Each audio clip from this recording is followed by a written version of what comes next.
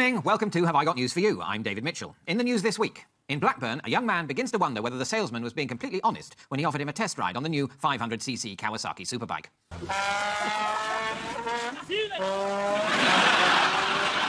In Blackpool, just days after winning £27 million on the lottery, a pensioner hears about the death of his wife.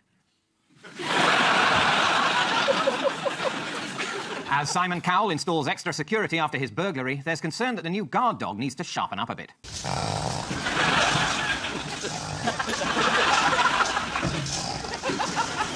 And in order to disprove vicious rumours that he is a bully, Labour Deputy Leader Tom Watson releases home video footage of him playing with his child at Christmas.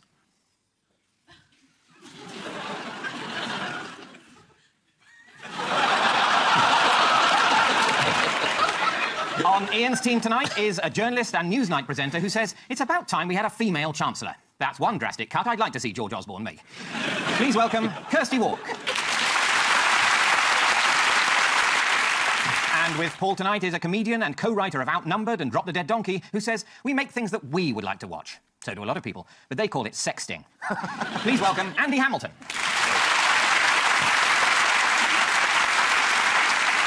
And we start with the bigger stories of the week. Paul and Andy, take a look at this. Oh, yes, rather beautiful image, but drastic for the people who live there. Cumbria, floodings have been pretty grim. Cameron there, he does look as if he's saying, I can make this water go back, doesn't he? Yeah, he's about to make a canoe to himself. Yes. There's an awful lot of water in this, so I suspect this is about the floods in Cumbria and other parts of the country. Dreadful conditions that people have been put up with. I'm not sure it's a good idea to show so much footage of lots of water to men of our age at the top of the show. But I think there's been a bit of controversy because there were meant to be some sort of flood plans that weren't put into plan about 3 years ago that might stop the worst of this. They say that even the flood defences that the water came over worked a bit. Yeah. If they'd been lower, They'd they'd come over quicker. Well, yes, So you'd have been flooded quicker Yeah. without that, which I think was a comfort to a lot of people. You can put a positive spin on it. Here's Environment Minister Rory Stewart explaining how effective some of the defences have been. So the main defence here on the Warwick Road is just behind that group of buildings that we can see. And that defence, it wasn't breached, but what's happened is the water's come over the top. So that defence has worked well. Didn't naming the storm make us more storm aware? Because apparently the phrase, there's a life-threatening storm on the way, people just tune that out. Yeah. But if you say, there's a life-threatening storm on the way, and, oh, incidentally, it's got a name, they're galvanised, but it didn't. Yeah, well, Didn't that's work. it was called Desmond. Well, exactly, that's a suburban name. I mean, Desmond is not a destructive storm, is it? Desmond is someone who rings your doorbell with a petition about speed bumps. You need frightening, terrifying, destructive names like Storm Genghis. Yes. Or Storm Bastard. You can't have those same jolly weather forecasters being all cosy and cheerful saying, oh, look, Desmond's on the way. It's not scary. You need the bloke who does the cinema ads. Yeah. Off the coast of Cornwall. In a world where umbrellas are futile. It gave opportunities for people who didn't have swimming pools to kind of improvise. There was a wonderful picture of a lovely old man swimming in his kitchen. Yes, indeed, that's 72-year-old Kendal resident Peter Clarkson. And here he is swimming. There was a daring rescue at a house in Carlisle. Did you read about that? No. Angela Watson told The Guardian, when we realised the waters were rising, I ran downstairs, grabbed the computer and thought, oh, desk, Carlisle United season tickets. So I grabbed them, and within minutes, the floodwaters were 4 foot 5 inches deep. It was only later that I realised I'd left my husband's wallet and his medication downstairs. There were some cows that got rescued. They got washed away, and one was found 20 miles away, I think. Off the coast of Brazil. That's absolutely right, apart from the coast of Brazil. Yeah. Yes, this is Gordon Tweedy's pregnant cow. You should maybe clarify that it's not... His he cow. didn't get it pregnant. No. It's I'm shocked that you felt that needed clarity. just the way it came out. Yeah, Gordon Tweed's pregnant cat. Yeah, he's done it again. Yeah, Gordon, really. Yes, all we know is the cow was pregnant, and she was one of 45 of Gordon's cows. He's having a that were- water birth. I think she's still pregnant. I don't think she's given birth. Oh. She was swept away by a torrent of water with 44 other cows, and the pregnant cow was found 20 miles away, placidly munching grass on the green of a golf course. That's because they wouldn't let it into the clubhouse because she was female. Do you know what happened to Sam and Samantha Thompson's wedding in Ullswater? It's Cumbria, isn't They it? had Elsewhere? it. They were cut off at the reception when Did the best man bring a rubber ring? Apparently not. No. It's a sensible suggestion, Ian. I don't know why people are so grumpy. I did not. Two main celebrity flood victims were Tim Farron and Steve Coogan. Do you know the situation he found himself in? In a car with his dog. Yeah. It says here, Steve Coogan is trapped in a car with a German Shepherd, so it could be. And yes, Lib Dem leader Tim Farron was trapped in Westmoreland. Some of the floodwaters came up to Tim's chest, although elsewhere it was quite deep. Did you see what the Indian Prime Minister, Narendra Modi, did when there were floods in the Chennai region, when he was photographed by spin doctors? No. Well, let's have a look. Here he is, looking through the window at the He's looking at his devastation. washing machine. It's an aeroplane. Yes, but you make a good point, Kirsty, because the spin doctors did not consider that image to be clear enough, so they had a little tinker with it. That tells the story much better, doesn't it? The internet was quick to pounce. And who's been taking all the flack, basically, for this disaster? It's nature's fault, but who's being... Environmental Agency. Well, and the Environment Secretary, Liz Truss. And here she has been grilled by Bill Turnbull this week on the government's handling of the floods. It may not be a huge consolation to people whose homes have been flooded when they see newspaper reports, Sorry, for instance... I can't hear you because of the van in the background. All right, we'll just let that truck go past. With a bit of luck, it's going to... Well, very usefully stopping right behind you. Can you hear me now? Can you hear me now, Ms. Truss? OK, really usefully. Laurie's crossing a live shop. Can you hear me now? Sorry, I can't hear you at all. Can you hear me now? I'm going to try talking louder to you. How's that? Can you still not hear me? All right, maybe we have to give it up. No, I'll try one more time. Liz Truss, Environment Secretary, can you hear me? That's a politician who's going to go places, because everywhere she goes, she takes that truck with her. Yes, Liz Truss has been bearing the brunt of a lot of this. I expect she wishes she was where she was last December. In December, I'll be in Beijing, opening up new pork markets. This is the news that the government's spending on flood defences has been far too low, as indeed have the flood defences. Do you know who was commended for bravery? Was it Brian Blessed? It always is Brian. He usually is. There's a story most weeks that Brian's rescued someone. Yeah. Yes. He's gone and he's sucked up all the water through a straw. Now he's going up Mount Everest to wee it down onto the Asia. No, this I believe that. No, it's RTE's Theresa Mannion, who stood in the rain, reporting on the weather in the Republic of Ireland. Let's have a look. Cannot repeat the advice often enough from the Gardaí. Don't make unnecessary journeys. Don't take risks on treacherous roads. And don't swim in the sea. I love it. The floods have also led to a spate of burglaries. Furious Carlisle resident Michael Johnson said, "Thieves know homes with police tape are empty. It's easy pickings. I'm taking mine off." He's since been arrested for stealing police tape. Ian and Kirsty, take a look at this. Yes, boo. Donald Trump is so damned attractive. He's very keen on pictures of himself, and he's signing it for himself. He said that all Muslims should be banned, but he announced it in the third person, But which that's is a what sure people like sign that of a do. lunatic. Yeah. He said, Donald J. Trump has announced. And you thought, oh, is that not you then? You're distancing yourself from this bigoted idiot. Yes, but you're absolutely right. This is the announcement he made. Let's have a look at him doing it. Donald J. Trump is calling for a total and complete shutdown of Muslims entering the United States until our country's representatives can figure out what the hell is going on. Who would be able to get into America under Donald Trump? He said he's always got on very well with the blacks. And someone said on the radio, is that the blacks who are a white couple who live 3 doors down? You know, when he says stuff, it doesn't have to be practical. It doesn't have to be true, because he's a liar. He's a liar and he's a racist. He's a friend of Piers Morgan's. There's... No, come on. Piers Morgan said he was. No, Piers has got no friends, you know. Well, let's look at how his ban would work in practice. It's quite simple, actually. Trump explained what border guards would say when faced with travellers trying to enter the country. They would say, "Are you Muslim?" And if the answer is yes, they wouldn't be allowed into the country. So it's a very workable way. So I think in answer to your question, who would be allowed into the country under his system, it's anyone. He's getting the backwash now. Even from places like Dubai, where he had lots of investments, they don't want his name attached to it. They're pulling out. They're not actually... Trump trinkets sold big in the Middle East. Trump toothpaste, Trump toothbrushes. Really? Yeah. Trump toothbrushes? Well, I'm making Trump toothbrushes. All right, you wouldn't want anything to do with him in your mouth. And how did Britain first get involved in Trump's recent remarks?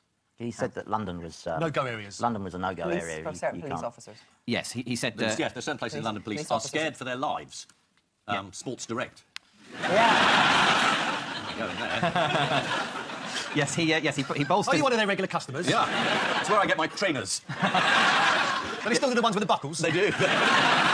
No, he bolsters his argument about excluding Muslims by saying he didn't want US cities to become like London. We have places in London and other places that are so radicalised that police are afraid for their own lives. And our very own attention-seeking, tousle-haired political funny man had a response to that. Who was that and what did he say? It was Boris. He said it was nonsense. Yes, he said, the only reason I wouldn't go to some parts of New York is the real risk of meeting Donald Trump. Let's talk about the petition on the government's website to ban Trump from Britain on the grounds of hate speech. That'd be a huge mistake, because a bit like ISIS, that would be giving him exactly what he wants. See, that would play to the myth of him as the outsider, the truth no one teller. wants to listen to these very sensible views. They're banning me. All you've got to do is listen to his views, and then you realise that you don't have to listen But to the more them. you So listen we should to them- invite him over. Yes, exactly. I'd like him to be host. Yes. Yes. That'd be perfect. Yes, get Am I yourself doing off. that badly? And he's replied already. He said, so the whole of Britain should be listening. Wake up! To what? Wake up to fascism! Simple, hate-fuelled solution. Trump's response to the petition was that he said UK politicians should be thanking me. And he also went on to thank the respected columnist Katie Hopkins for her powerful writing on the UK's Muslim problem. Well, case closed, Your Honour. Yeah, he has supporters, we should say, for balance, other than Katie Hopkins. According to The Telegraph, he's received support from Andrew Anglin, publisher of the neo-Nazi website Daily Stormer. He said, "Hi, old Donald Trump, the ultimate saviour." He sounds nice. But surely the pressure from the media will affect Trump most. Do you know what he said about that? He once said, "You know, it really doesn't matter what the media write, as long as you've got a young and beautiful piece of ass." Is that his own ass he's talking about, or is that... Yeah, I think he's talking about a sexual partner, Oh, but right. he may be talking about a nice cut of donkey meat. Just for fun, to lighten the mood. Shall we see some vegan butter that looks like Donald Trump? Yes, please. Yes, please. Yes. Here you go. What's Trump's other brilliant idea for stopping the influence of ISIS? Building a wall around the Middle East. No, this is much more technological. According to The Independent, he's going to turn off the internet because it's being used to radicalise people. He said, "We've got to maybe do something with the internet." And he said he would see Bill Gates about closing the internet up.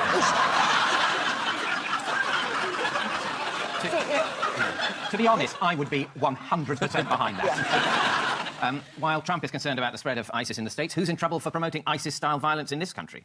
Tyson Fury. Oh, yes, good answer. No. No, not Tyson Fury. It's BAFTA-winning CBBC cartoon Ooglies. Ooglies. That would have been your next answer, I know. Oh, I know the story. I read this. It's about a soldier and a boiled egg. Oh, yeah. And the soldier has chopped the top of the egg off, and someone's complained that this is a fake beheading scene. Yes, let's take a look.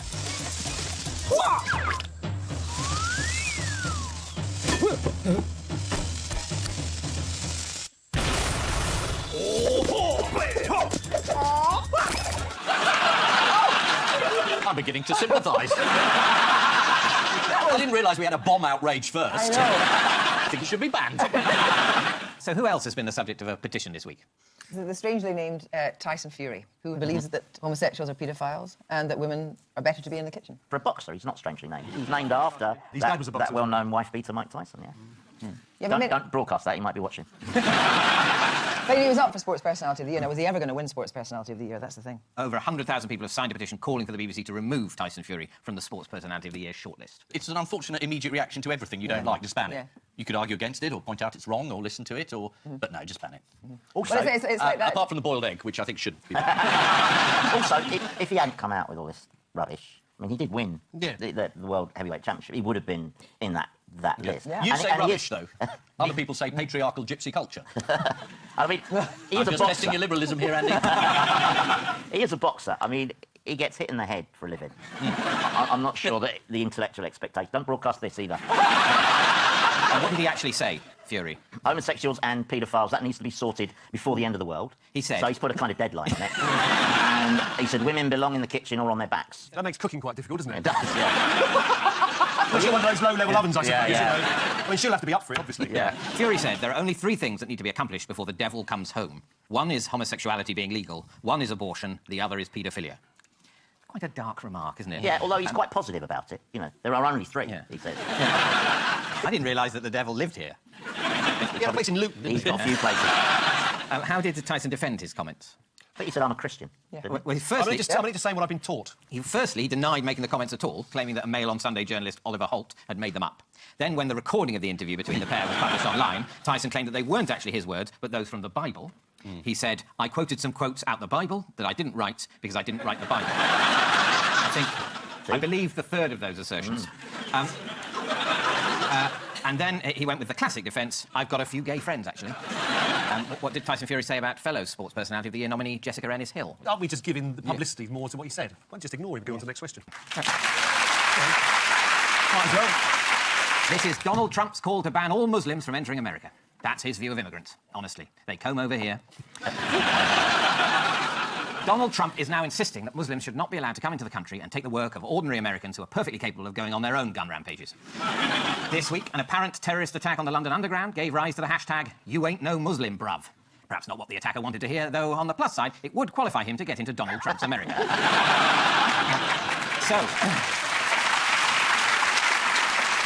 And so to round 2, the one-armed bandit of news. Fingers on buzzers, teams. Here's the first one. The Mona Lisa, one of the most famous portraits ever painted. There's an expert, and he thinks that underneath there's a painting of somebody else selling kebabs in the Hornsey High Road in 1452. They also found some numbers for colouring purposes. The thing is that people used to think that the Mona Lisa was a picture of someone called Lisa Gherardini, but now they reckon the one underneath is of her, which means the one on top, the famous one, has to be of someone else, because they're definitely different people. Let's have a look at the Lisa underneath the Mona. Oh. You can see eyes are similar. The perspective looks a bit out on that one. Yeah. Yeah, she does. The head's a bit weird. I mean, far be it from me to criticise Leonardo da Vinci. You know. But hang on, that can't be under the Mona Lisa painting. That's what they think. That's what they... Yeah, oh, that's an artist's impression. Yeah, well, I don't... I think that's... According to The Sun, Leonardo... Sorry. To be honest, I get all of my art analysis from The Sun. Leonardo da Vinci did the portrait of a merchant's wife in 1503, but later changed it to look like a happier woman. A French scientist, Pascal Cote, found the secret woman. What else did Pascal find under the picture? Did he find these coloured stars? They're not Leonardo's, are they? Round the side. According to Mr. Cote, he also found another Madonna-style image with Leonardo's etchings of a pearly headdress and a shadowy outline of a portrait with a larger head and nose, bigger hands and smaller lips. Who wants to see a Mona Lisa mask that you can buy your loved ones? No, not for me. If you cut the hair off, it also works as a David Cameron mask. In other picture news, what was Adolf Hitler accidentally helping to sell this week? Bowling alleys. No, it's not bowling alleys. It's not... It's... Inadvertently selling, did you say? Well, he's dead, so he can't really get involved. So you think... Yeah, I do. Is it the Republican Either Party? Or he's sharing a cheeseburger with Elvis somewhere. I don't mean to be rude about Elvis. Elvis would not like Hitler. They wouldn't get on. It's women's bras. As opposed to men's bras. Clothing firm Simply Be was forced to apologise after this appeared on their website. It takes a while to get round to him, but he's there. Some of the men still haven't seen it yet. It's a real bargain, the Mein Kampf bra, isn't it? Yeah. It's a fiver, that isn't bad at all. I mean, it's not shaped like a bra. And it's got plenty of Lebensraum. They all seem very nice, healthy girls. Especially one with a moustache. Yes.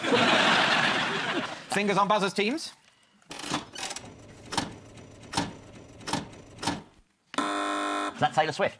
It is. Are these sort of dressing room demands? Not heard this story. This is the news that science has shown that certain foods taste better with certain types of music. Are these music foodologists? This is Professor Charles Spence of the University of Oxford. Oh, OK, all right. He's back out, is he? Yeah. Yes, Hello, Charlie. Yeah. Another new identity. He discovered that music can affect the enjoyment of food. And how did he conduct his research? You know? So he ate a lot. Yeah. He gave people food while playing different bits of music to them. You could be a professor. Based on Professor Spence's research, which type of food do you think the following songs improve the taste of? Okay. So let's start with Queen's We Will Rock You. Fish cakes. Sorry, I didn't know I was going to say that. It's like a genre. Think genres of food rather than... Curries. Yes, curries, Indian food. They found that listening to rock music... You can tell this is scientific. They found that listening to rock music made curries 4% spicier. Nina Simone's Feeling Good? Cannibalism. Sushi. Sushi. And finally, Taylor Swift's Blank Space. Whatever's on that plate. Whatever that is. Chinese food, I think that's noodles. Oh, OK. Yeah, it gives you a better tasting Chinese. And when you spill a bit of soy sauce, you can just shake it off, shake it off. I have no idea what that means. May you enjoy it. The report recommends tandoori chicken with a dollop of Arctic monkeys, which actually I think I once ate in a Glasgow curry house. According to Professor Spence, Justin Bieber tracks turned people off food, along with drinking water, breathing air, and any other means of sustaining life. Finally, what unusual ingredient is being added to cocktails to make the most poignant and personal Christmas gift imaginable? Oh, God. Oh, polonium. What is it? Well, tell us It's the answer. tears. What? What? Yeah. A London-based cocktail bar is hosting a workshop where you can make bitters from your own pasteurised tears. I hate myself for asking this, but why do you have to pasteurise the tears? You could have conjunctivitis. It's not as romantic, is it, when the tears are diseased? No. Really, yeah. This is the news that certain types of music go with certain types of food. According to the research, playing jazz has been found to make customers happier to pay for their food. Yes, but only because they're in a hurry to get out. Fingers on buzzers, teams. Here's the next one.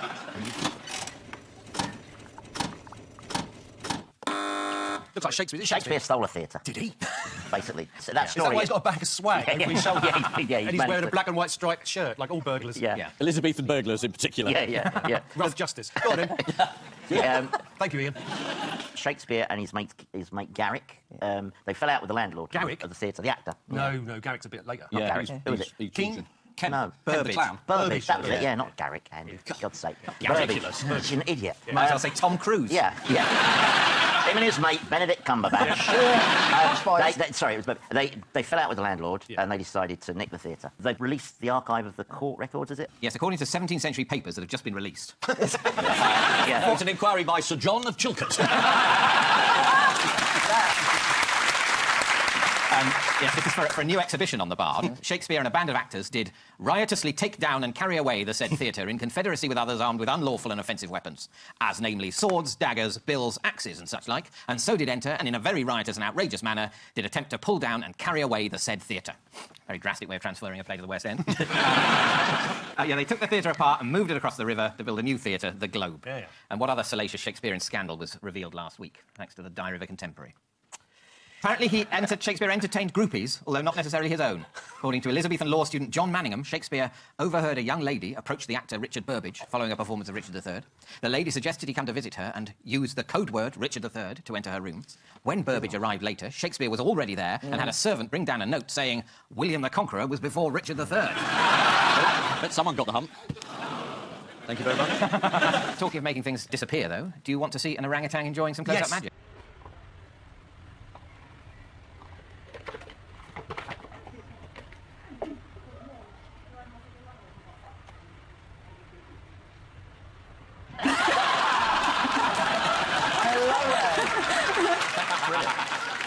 This is an old court paper that suggests William Shakespeare was involved in the theft of a whole theatre. It was pretty easy to reassemble the Elizabethan theatre, which was much like an IKEA flat pack, with every piece carefully labelled. It even inspired Shakespeare's most famous line as he looked round for the next piece of wood that would slot into section 2A.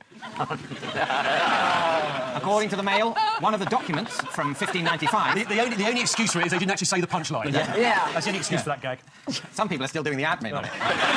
Some people are still trying to find Hitler in those 4 pictures. According to the Mail, one of the documents from 1595 shows how Shakespeare earned too little to pay tax, though there were a number of suspicious offshore transactions for Prospero's island. Time now for the odd one out round. Just one between you this week. Your 4 are President Xi Jinping, wrestler Joey Ryan, Father Christmas, and Ainsley Harriott. They've all bought sections of British industry. Except 3 of them. They're all pretending to be people. So Ainsley Harriott, of course, was stupidly put in place of Lenny Henry. Who by? By an ITV reporter. That's not the right answer. Being mistaken is For the wrong on person. ITV. They've done it 3 times. They thought Santa was the leader of the Labour Party. OK. It's about The mistaken level of news charity reports. you have to give us is more or less the answer. OK. They've all been the Mistaken subject identity. of mistakes in news reports this week. Apart from Santa. No. The Chinese Prime Minister. No. the guy in the trunks. Is anyone Yes. left? Yes. We got it. Well done. Well, I didn't think you'd get that, but well done in the end. Yes, they've all been the subject of mistakes in news reports this week, apart from wrestler Joey Ryan, who definitely did what the press reported he'd done. Professional wrestler Joey Ryan defeats opponent using only his penis. OK, you haven't got film of that, then? Sounds pretty unbelievable, doesn't it? We do have film of it. Oh, yes. Yeah. Ooh. Yes. A long night out there. Let's have a look.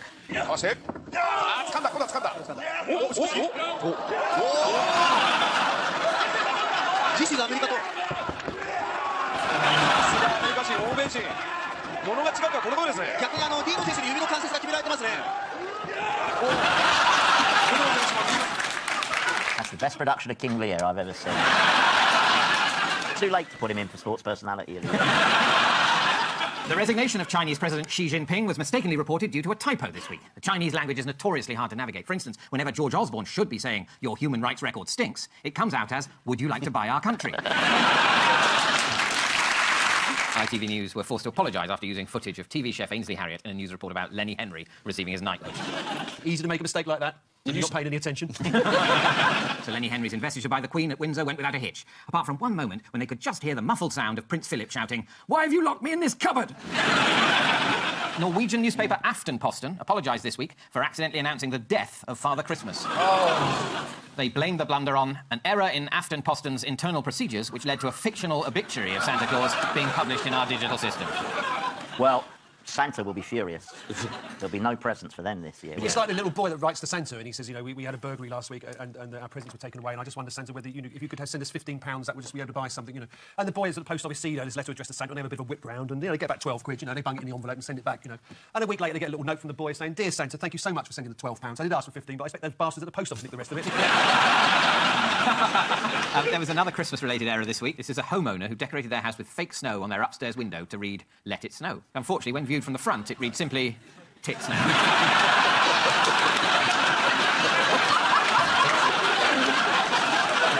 Oh, punctuation is just so important. And finally, the BBC also had to make an apology this week due to a problem during Match of the Day. Anyone hear about this? Well, they put football on. Yeah. I'll tell you what happened. They had to apologise to former Aston Villa chairman Sir Doug Ellis after a subtitler mistakenly linked him with an Islamist militant group. When Ellis was spotted in the crowd at Goodison Park, the Match of the Day commentator said, "Great to see Doug Ellis here in his Villa scarf." Somehow these words were misinterpreted by the subtitler to read, "Great to see Doug Ellis here with Hezbollah." Time now for the Missing Words round, which this week features as its guest publication, British Kebab, the magazine of the British kebab industry. You're never quite sure what's in it. And we start with man named Watt arrested for trespassing at brewery. Mr. Piss Up. It's got to be. Mr. Keg. Yeah, it's actually Mr. Budweiser. Ooh. A man named Budweiser. And his friend Mr. Carl Zberg. This happened at the Budweiser Brewery in Missouri. Appropriately, Budweiser is now behind bars. Next, the winner of Best Kebab outside of London was what? Istanbul. Was this a big scandal story? Was it the winner of Best Kebab outside of London was actually inside London? The answer is the winner of Best Kebab outside London was a restaurant in Southend called Best Kebab. At the same ceremony, Ali Dirick, winner of the prestigious Chef of the Year award, gave a moving acceptance speech which went as follows. "Fuck Nando's." Careful, as a kebab chef, you should know what goes around comes around. Next, are your goldfish sabotaging your what? Are your goldfish sabotaging your country, says Donald Trump. Sabotaging your sex life? Yes. Sex life. Yes? No. No, that's good. Bit revealing, though, Yeah. that Kirsty weighed in quite so fast there. What's going on in that house? Unburden yourself with? Come on, Kirsty, answer the question. The answer is Wi-Fi. Next, Boris Johnson. This is indeed the era of... The kebab. Correct! Oh, no! Really? Of course. This is from British Kebab. And let's face it, Boris knows all about making rash decisions late at night that you'll regret in the morning. Next, the riddle of Posh's missing what? It's her arm. Yeah. It is. Yeah. It was a sacrifice she made early on in the fashion industry, because you look better if you just did this. Absolutely. I have done a certain amount of modelling. It's actually riddle of Posh's missing right arm. There she is. Yeah. That's going to be a bit sultry to go out at 9 o'clock, Ian, if you keep doing that. Oh, right, I won't smile then. Yeah. There is a simple explanation for all these pictures. She's hiding a pie. Next, Jeremy Corbyn, the cast of EastEnders, and Lennox Lewis are what? All contenders for Sports Personality of the Year. No. Oh, this year's must-have action figures. I'll give you a clue. It's a kebab one. Oh. Are frequent visitors to the kebab restaurant in Highbury. You were so close, Paul. It's Archway. Oh. Jeremy Corbyn, the cast of EastEnders, and Lennox Lewis are regular visitors to the Archway Kebab House. This is from British Kebab. The cast of EastEnders are regulars at the kebab shop, though they all say the same thing when they're offered salad. Leave it out. And finally, British astronaut Tim Peake will have to what in a tradition dating back to 1961? The upside down? P. P. You're right about P. Now we Pee need before he goes, and then wait for a couple of months. Pee into his costume, into his suit. Costume? I know. Yeah, the answer is urinate on the right rear wheel of the bus taking him to the rocket. British astronaut Tim Peake heads to the International Space Station next week. Before he goes, he'll do this ritual. According to The Guardian, the tradition of urinating on the wheel of the bus was started by Yuri Gagarin. Although, to be fair, he himself was just following a tradition set by Laika, the Soviet space dog. So, the final scores are Paul and Andy have 5 points, and Ian and Kirsty have 6 points. Before we go, there's just time for the caption competition. Oh, my God, my varicose veins are killing me. Never mind, think of a caption. On which note, we say thank you to our panellists, Ian Hislop and Kirsty Walk, Paul Merton and Andy Hamilton, and I leave you with news that in Carlisle there are signs that life is finally returning to normal after one cheery resident pops out to do some Christmas shopping on the high street. In Zurich, investigators into the FIFA corruption scandal fear Sepp Blatter may have evaded the authorities after making use of an ingenious decoy. And Nigel Farage proves he's still a force to be reckoned with after once again being the last man standing at the UKIP Christmas party. Good night. Yeah.